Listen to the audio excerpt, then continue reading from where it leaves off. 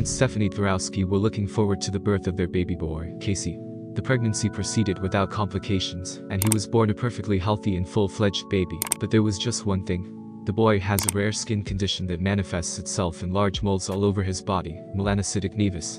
The new parents, seeing their child covered in huge birthmarks, were frightened.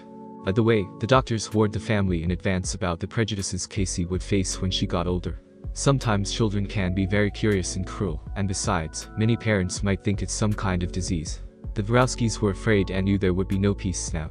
Stephanie couldn't help but blame herself for her son's illness, even though it was just an accident. Moles like this appear in 1 in 1. 5 million and their occurrence has no prerequisite. There is no way to prevent or cure them. The frightened mother was so tormented that she tried not to go outside with her child because people might not accept her son. She felt so guilty about it. Loving her son, she constantly went to doctors in the hope to find a way to remove these birthmarks at least from his face, because it would greatly facilitate her son's life in the future.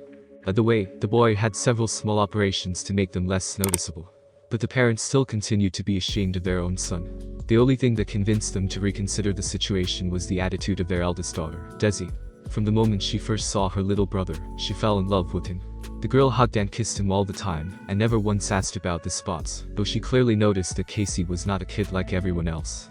And it was she who inspired her parents to understand one thing. People are often afraid of what they don't know. So that Dvorowskis created a GoFundMe campaign to, first, raise money to cover the medical costs of Casey's treatment, and, second, raise awareness of the disease.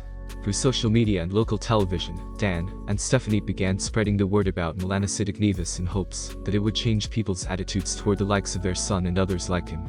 Unexpectedly for them, they received tremendous support and love from strangers around the world.